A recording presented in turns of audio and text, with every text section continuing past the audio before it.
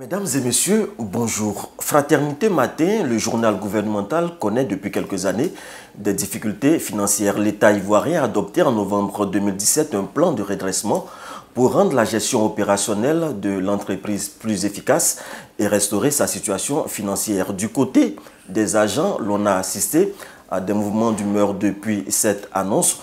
Ce mardi 18 août, la question du redressement de l'entreprise était encore au cœur d'une rencontre intersyndicale dans l'entreprise. Nous recevons pour vous M. Marc Yevou, le porte-parole des syndicats et délégué de personnel de l'entreprise. Marc Yevou, bonjour. Bonjour. Première question, quelles étaient les motivations réelles de cette rencontre de ce jour? Oui, ce jour, nous avons reçu la visite du camarade Hamza et Glodé Foncelin de l'intersyndicale des médias. L'objectif de leur visite était de s'enquérir du niveau des démarches que nous avons par rapport à la lutte que nous menons. Et puis nous avons échangé des conditions, des possibilités d'accompagnement pour mener le combat et réussir ce que nous avons à faire. Ça va dans l'ordre normal des choses. D'accord. Alors le plan de redressement a été adopté en novembre 2017 à ce jour. Et quel est le point de la mise en exécution de ce plan? D'accord, je voulais déjà rectifier une chose. Le plan a été décidé par le Conseil des ministres le 16 novembre. Il n'y a pas eu de grincement des dents. Nous avons même salué le communiqué du Conseil des ministres parce que pour nous, ça nous apportait un vent nouveau. Ça permettrait au moins de sauver ce qu'il avait à sauver. Parce que le tout, au moins, il fallait sauver l'entreprise. Le problème aujourd'hui, c'est la mise en application du plan qui fait graisser les dents. Je voulais vraiment faire cette précision-là pour dit que nous ne sommes pas contre. D'accord. Alors, voilà, si la mise en application fait graisser les dents, cela sous-tend qu'il y a des points d'achoppement. Voilà, les points d'achoppement, c'est que nous sommes partis d'une enveloppe de 1,4 milliard décidée en Conseil des ministres pour accompagner le volet social du plan général de redressement. Mais aujourd'hui, le directeur général de Fraternité Matin, M. Venance Konan, nous fait dire qu'il a reçu 500 millions de l'État de Côte d'Ivoire et qu'il entend faire tout le process avec les 500 millions. Nous disons non, nous ne sommes pas d'accord. Voilà aujourd'hui le point d'achoppement. Vous n'êtes pas d'accord, alors qu'est-ce que vous proposez de façon concrète? Voilà, de façon concrète, notre démarche aujourd'hui, c'est simplement un plaidoyer. Nous disons que lorsque l'État décide dans le Conseil des ministres d'accompagner avec une enveloppe d'1,4 milliard, pour nous, une décision du Conseil des ministres à valeur de loi, c'est quand même l'État, c'est quand même le chef de l'État et ses ministres qui s'asseyent, qui décident. Et on se surprend de ce que l'enveloppe prévue n'est pas ce qu'on nous dit. Et quand vous prenez un rallonge, de façon toute simple, un process qui doit se faire avec 1,4 milliard pour plus de 100 personnes, près de 160 personnes, quand on veut faire le même process avec 500 millions, vous comprenez que c'est humainement impossible. Mais qu'est-ce que vous dites de façon concrète? Les 500 millions, oui, c'est une somme provisoire ou alors c'est la somme définitive? Justement, nous avons débattu de cette question en réunion. Nous avons même fait des propositions. La coordination des journalistes, nous avons dit, si vous avez jusqu'aujourd'hui reçu 500 millions, nous vous proposons de faire une division toute simple, diviser par 3 le nombre de personnes concernées par le plan, puis les 500 millions représentent le tiers de ce qui est prévu. Vous appliquez au tiers de personnes qui vont le temps pour l'État de vous verser le reste et puis continuer le process. Deuxième hypothèse, vous investissez les 500 millions dans l'outil de production, ça nous fait des richesses et on laisse tomber le plan social. Le directeur général est inflexible, dit pas question. L'État lui a remis 500 millions pour le plan social. Il nous dit même qu'il a la pression de l'État pour exécuter. Bon, c'est ce qu'il dit. Oui, mais quand vous dites qu'il faut investir 500 millions dans l'outil de production, est-ce que ce n'est pas un risque que vous prenez? Et si les choses ne vont pas dans le sens souhaité? Oui, je préfère qu'on prenne le risque d'investir produits d'essai, parce que nous, l'outil de production, c'est quoi? C'est de sécuriser, par exemple, les matières premières, c'est le papier, les intrants d'imprimerie et tout, parce que c'est nos matières premières, c'est des choses avec lesquelles on travaille. On a eu quelquefois des blocages parce qu'il y a un manque de papier, on a été obligé de réduire les pages et tout ça, ça nous a créé des problèmes. Donc si avec 500 millions, on peut déjà sécuriser l'outil de production, en plus des journaux que nous éditons, que nous tirons, il y a d'autres travaux d'imprimerie, avec du papier sécurisé. Quand nos commerciaux sont sur le terrain, ça peut nous faire venir beaucoup de travaux qui peuvent s'exécuter. C'est de l'argent qui rentre, c'est les richesses qui rentrent. Alors, ça peut se faire tranquillement. D'accord. Je termine, je vais dire, je préfère cela que de prendre 500 millions, faire partie près de 127 personnes et les conduire directement à l'abattoir ou dans un mouroir. Parce qu'avec 500 personnes, je vous dis, avec les 500 millions, on a fait une esquisse, chacun est allé jusqu'aux 2 ressources humaines prendre son état. Des gens qui ont passé 20 ans à Fraternité Matin qui se retrouvent avec 4 millions, 5 millions. Et ça, les crédits internes à l'entreprise, à la banque, ne sont pas retirés. Imaginez qu'on retire tout ce que les gens doivent. Quand on connaît le niveau d'entêtement des travailleurs, des gens iront dans ce plan-là, iront de Fratmat avec encore de l'argent remboursé. Nous disons non, ce n'est pas possible. L'État n'est pas obligé. Mais quand il veut nous accompagner, on ne va pas accepter de mourir 2 fois. Parce que ce n'est pas nous qui avons posé ce problème. Voilà. Vous n'avez pas posé le problème, mais il n'en demeure pas moins que le problème, il est là, il existe, ouais. Malheureusement. Fraternité Matin est arrivé en tête des ventes des journaux ivoiriens au 2e trimestre de 2017, en première position. Je le signale, le groupe a diversifié ses activités avec de nouveaux produits. Comment s'explique qu'on arrive à cette situation? C'est une situation qui a traîné, en fait. Fraternité Matin se vend bien. Nous sommes en tête, comme vous le dites si bien. Fraternité Matin a de la publicité. Nous sommes même débordés par la publicité. Fraternité Matin a l'exclusivité aujourd'hui, je vais dire, des petites annonces de la nécro qui nous fait entrer de l'argent. Nous avons une imprimerie qui fait des travaux à part les travaux des journaux. Donc Fraternité Matin a des ressources. En plus, Fraternité Matin, de tout le temps, a reçu une subvention de l'État, a toujours été subventionné. Le DGA nous disait avant-hier que les finances se sont arrêtées. Ça doit être certainement pour cette année l'année dernière, mais de tout le temps, on était subventionné. Donc, par rapport aux autres journaux, Fraternité Matin a quand même de quoi vivre. Et pourtant, vous portez mal. Mais c'est parce que la maison est mal gérée. Ça, il ne faut pas se le cacher. On n'ira pas à Zagreb pour revenir, pour le dire. C'est parce que les ressources de la maison sont très mal gérées, sont mal managées. Voilà pourquoi nous nous retrouvons là. Sur quoi vous vous fondez pour affirmer de... Nous avons beaucoup de choses. On a eu récemment, je dirais, un printemps de recrutement à Fraternité Matin.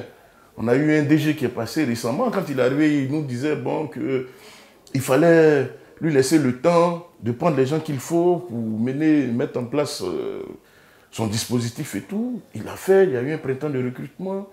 Le résultat, il a été négatif. Lui-même, il est parti. Il y a cela.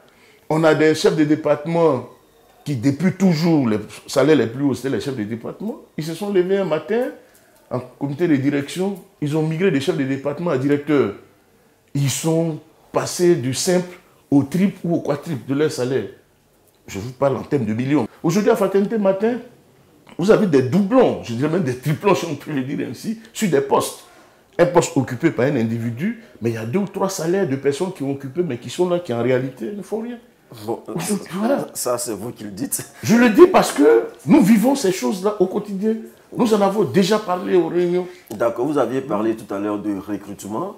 Le DG dit ceci à l'occasion d'une grève que vous aviez entamée en décembre 2017, que certains agents de Fraternité Matin ne savaient même pas allumer un ordinateur. Est-ce que cela est avéré? Non, il avait dit ça comme ça, mais n'est plus jamais revenu dessus parce que non, c'est pas possible. Alors, quel est le profil justement des personnes qui sont concernées par ce plan social? Est-ce que ce sont des personnes qui ne sont pas à niveau? Non. Sur quoi repose le choix de cette différence? Là, c'est la direction générale en la matière.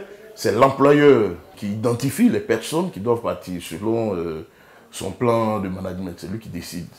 Et donc, nous, les acteurs sociaux, on nous le propose, nous échangeons, et puis voilà. Nous, c'est plus les conditions, mais sinon, l'employeur a vraiment l'exclusivité du choix de ces personnes. Alors, en la matière, c'est comme ça que ça fonctionne. Alors, ce jour, quel est l'état d'esprit, de façon générale, des agents de Fraternité Matin?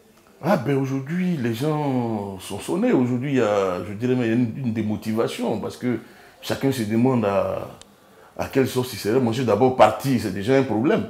Mais parti comment?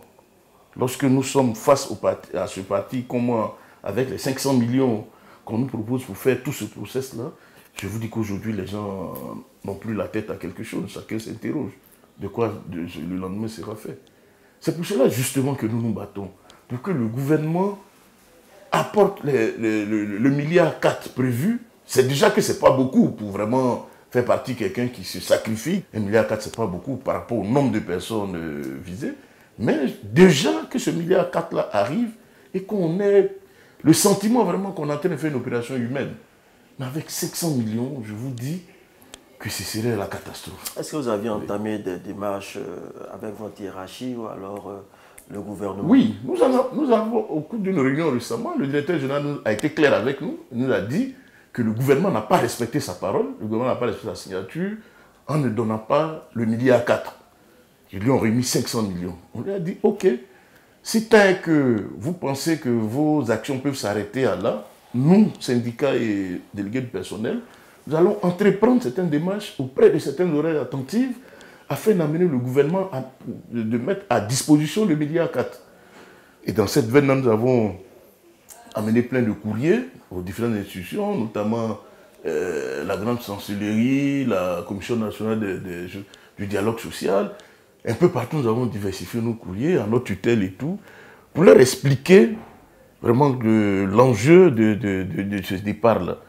En fait, c'est un plaidoyer. On va leur demander d'intercéder auprès du président de la République, auprès du gouvernement, afin que ce milliard-là, ce milliard 4 arrive et qu'on puisse faire une opération vraiment un peu sereine.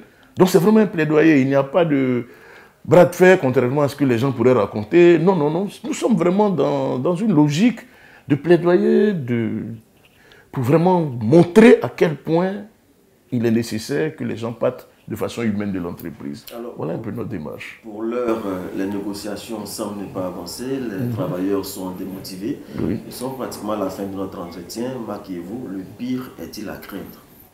Oui, le pire est à craindre. Si jamais rien n'est fait et que les 500 millions sont maintenus pour ce programme-là, il faut craindre le pire. Si Fraternité Matin doit renaître de ses cendres, selon vous, ça sera à quel prix? Ben, si Fraternité Matin doit renaître de ses cendres, je dirais que déjà le fait même d'accepter ce sacrifice, c'est déjà un sacrifice parce que à l'annonce de ces dispositions-là, il pouvait y avoir des mouvements de protestation et autres. Nous avons dit non, nous voulons notre part des sacrifices. Oui, il faut faire ce sacrifice, nous devons le faisons, mais à l'intérieur, il faut assainir la gestion de Fraternité Matin. Il faut qu'elle soit efficace, la gestion à l'intérieur. Parce que pour une entreprise qui n'a que seul produit aujourd'hui qui est Fraternité Matin, nous avons Femmes d'Afrique et Émergence économique qui ne décollent pas, qui font beaucoup d'argent, sortir beaucoup d'argent à l'impression, mais qui ne décollent pas. Il faut revoir un peu tout ça. Soit les mettre en stand-by, essayer de ramener de l'argent pour autre chose. Et puis je dirais, pourquoi ne pas revoir même le statut des gens? On n'a pas d'argent. À situation exceptionnelle, comportement exceptionnel, il faut forcément faire des sacrifices. Les chefs de département qui étaient là, ceux qui sont aujourd'hui directeurs, pourquoi ne pas leur proposer de redevenir chef de département? Parce que le sacrifice doit être à tous les niveaux. Pas seulement au niveau des employés. Redevenir chef de département et puis peut-être reconsidérer le salaire initial qu'ils avaient, puisque bon, voilà. Il y a un certain nombre de choses qu'il faut déjà faire en interne.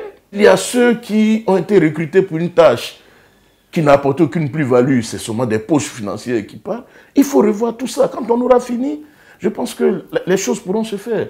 Et refaire vivre l'imprimerie avec les machines qu'il faut, du personnel qu'il faut pour apporter comment on appelle, des travaux. Fraternité Matin peut reprendre. On ne peut pas du tout désespérer. Voilà. Nous ne serons pas également désespérés avec vous. Merci, Marc-vous, de partager cet espoir avec l'ensemble du personnel de Fraternité Matin. C'est ici que s'achève cet entretien. Nous recevions pour vous, Marc-vous, le porte-parole des syndicats et délégués du personnel de Fraternité Matin. Avec lui, nous avions échangé sur le redressement mis en place par le gouvernement afin de redynamiser cette entreprise étatique. Merci de nous avoir suivis. À très bientôt sur nos antennes.